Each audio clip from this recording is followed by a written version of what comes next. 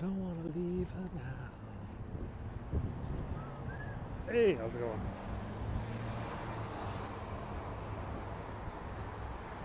Trees are starting to bloom, yeah? It's very warm today.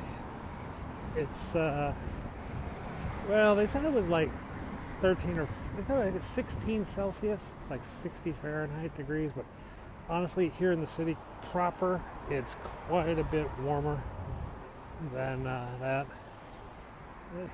How you doing, Jen? So we actually had a coronavirus test positive down this road here. So we're not going to go that far. Hello. SCMP, that's the South China Morning Post. Is it reputable? It's generally regarded as one of the top English language newspapers in Asia.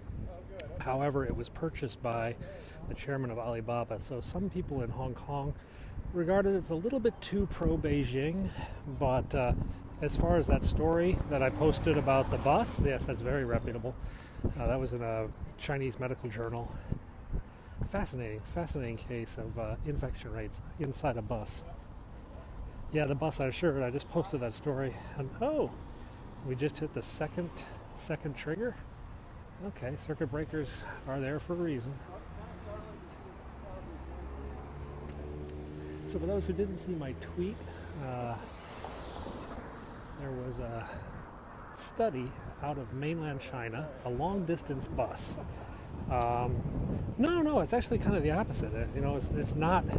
So in this bus of, say, I don't know, 30 people or so, one man got on with the coronavirus, and in 4 hours, 7 other people were infected.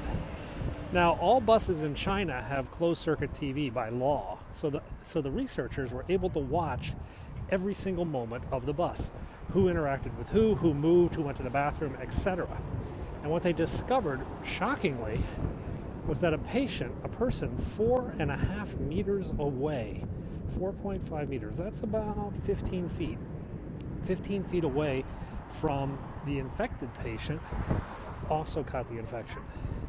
And that was a bit shocking. Now, I think it has something to do with air conditioning, but I'm not sure.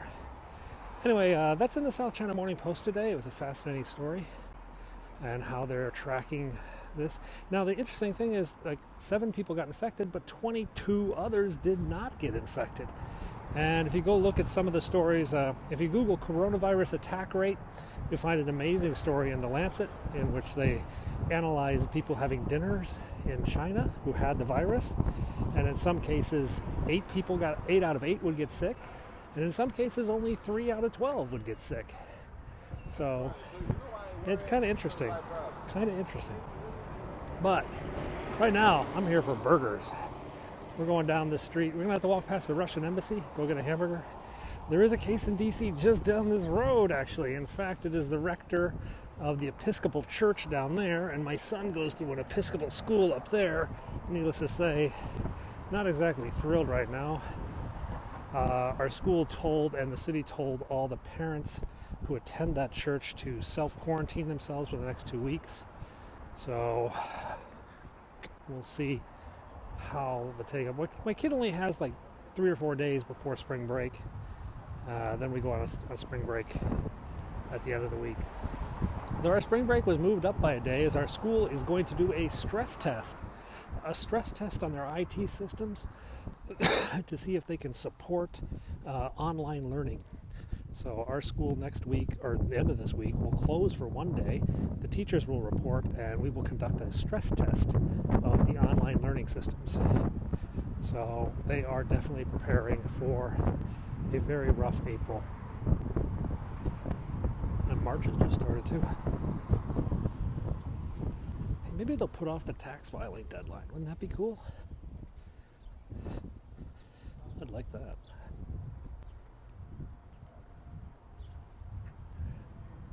If the government is closed, they couldn't file taxes on the 15th. It'd only take about 100,000, 200,000 deaths. Close the government.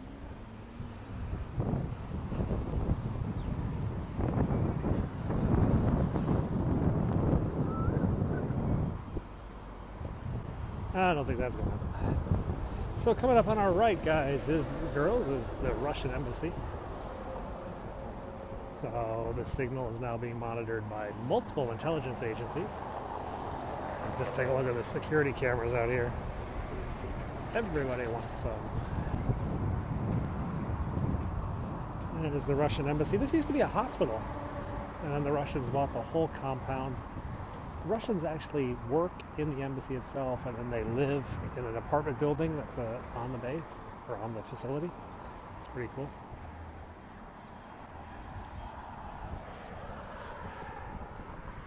I actually looked at that house over there. Those houses over there, those little square boxes, they sell for 1.2 million US dollars. So it was 1.2 million US for that little box. So I watched the movie Yesterday last night, which is a Beatles fan film. If you like the Beatles, you'll love that movie. It was actually a pretty cute romantic comedy. I've been making my kids watch Beatles, listen to Beatles music since, well, they were very little. So they actually understand. They're like, hey, I know this song too. I'm like, yes, because you're cultured, refined, and you know the words to I Am the Walrus. I have a great video of my son when he was about 5 singing I Am the Walrus from memory. Yeah, from memory. He didn't even need prompting.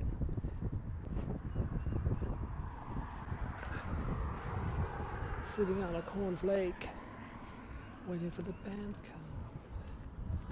Operation T-shirts, Bloody Tuesday. I am the Eggman. Ooh, I am the Eggman. Ooh, I am the Walrus. Now there is a rumor that Chinese citizens send masks to America. My friends in Hong Kong have already offered to send us masks and hand sanitizer. As you guys may know, for the last 6 to 8 weeks, I've been sending masks to hospitals and doctors and friends in Asia. And in the last week or two, it's all turned around. People have been sending me notes saying, hey, do you need masks? Do you need hand sanitizer?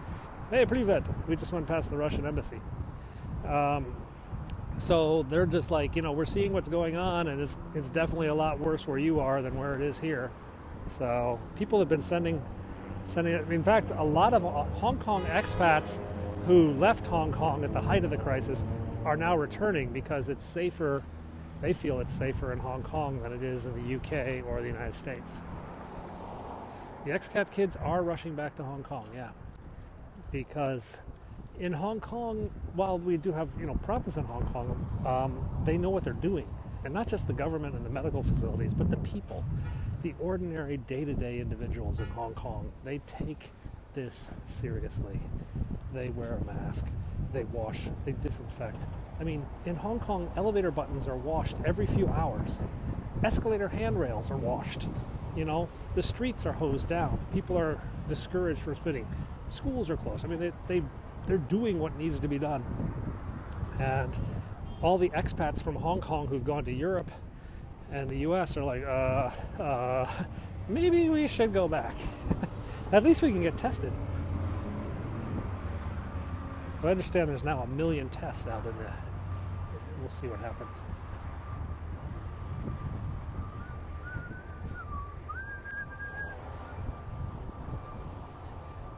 Yeah. I've seen nothing to indicate that it will not be really bad here. In fact, it just depends if we're going to get to the tipping point. The tipping point is if we run out of medical facilities. If we have no more hospital beds, that is the tipping point.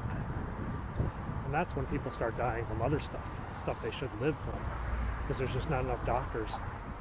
All right, we're at All About Burger. All About Burgers. Yes, burger time.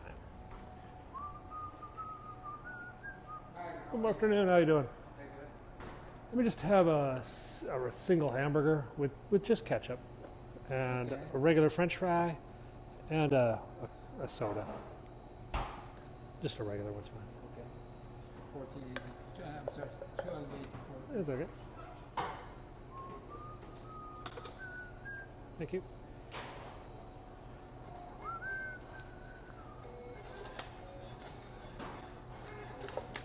Okay, thanks.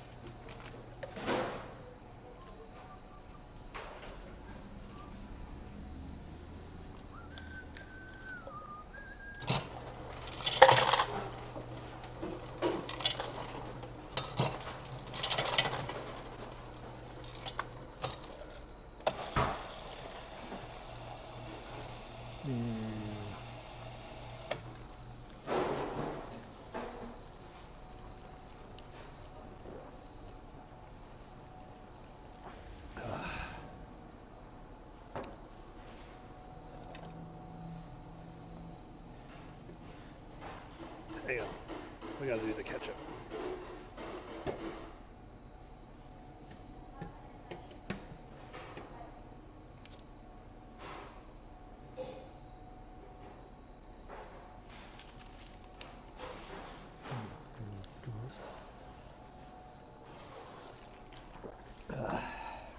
Now, I need to go wash my hands.